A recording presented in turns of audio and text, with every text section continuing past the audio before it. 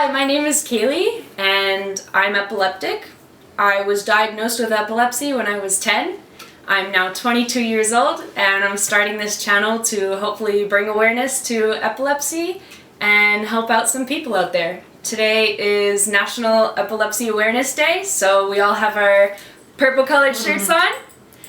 And, well, these are my parents. This is my mom, Rhonda.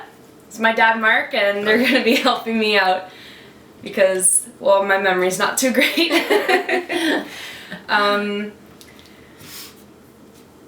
I am currently on the waiting list for surgery. We're in the middle of a COVID-19 pandemic, so that's been put on hold. It's unfortunate, but obviously there are other things that need to be taken care of first.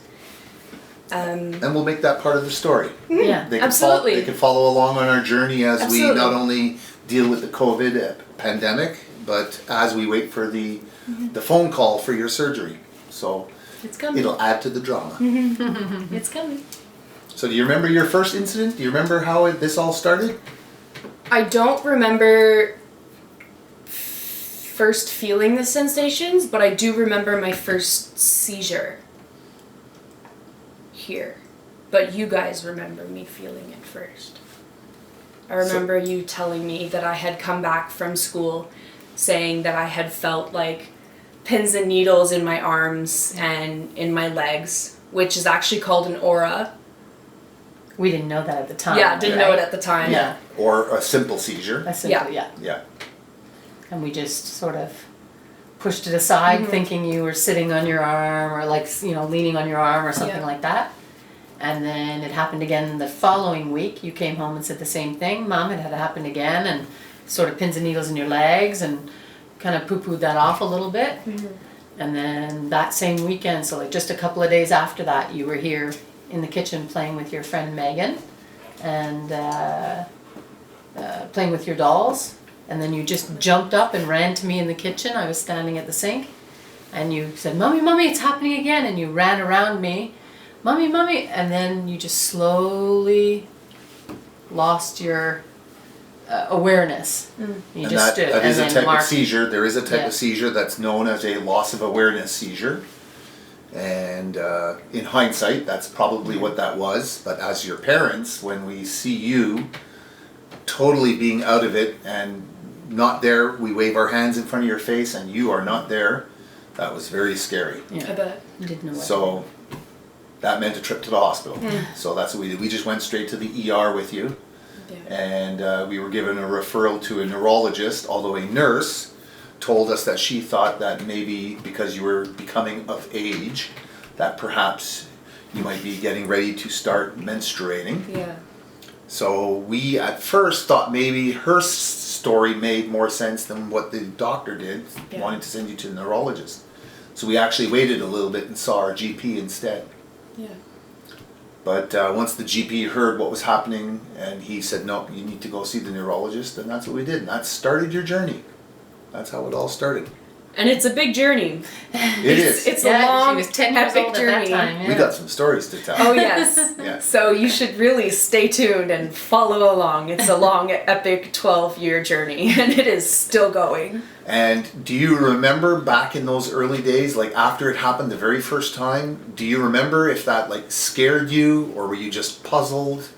Do you remember any feelings about it? Like you might remember the incident, but do you remember feelings? Do you remember how it made you feel? I just remember the pins and needles. The pins and needles is the only thing that I can really remember Pull back from your memory. feeling. Yeah, it's like a roar.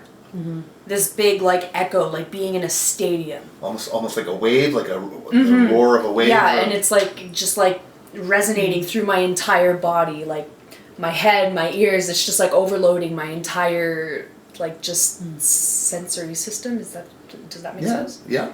It was like that, and that's all I remember from all my seizures in those years, the early years. So perhaps in a future episode, that's what we can delve into is what caused that, why you felt that. Yeah. get into a little bit of the technical stuff. Save that for a future episode. And your friends, I mean, you were 10 years old. Do you remember telling your friends at school, or was that something you didn't want to share with them, or just your best friends? I had one really, really close friend that I shared it with because she was just always around. Lauren? Yeah, so she just knew.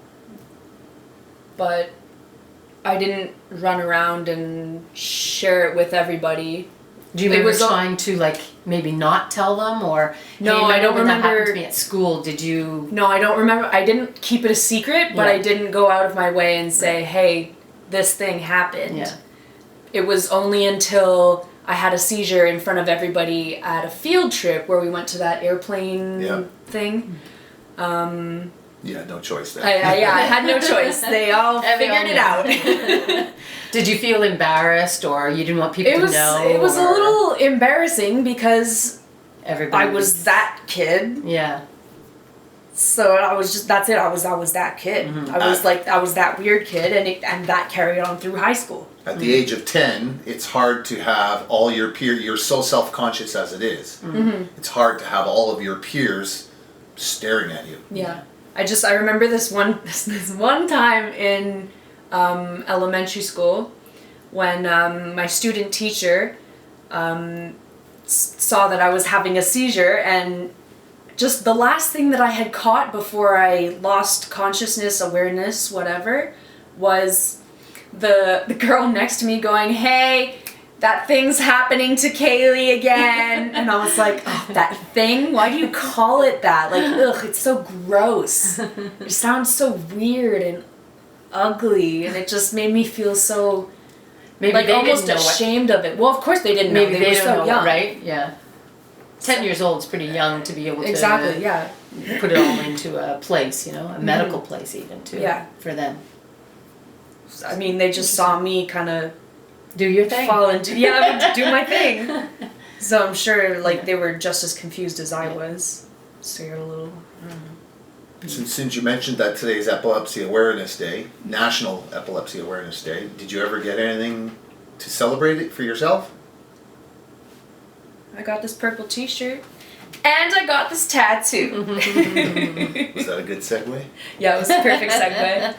So the dark purple obviously is epilepsy, the epilepsy color, just like breast cancer has the light pink.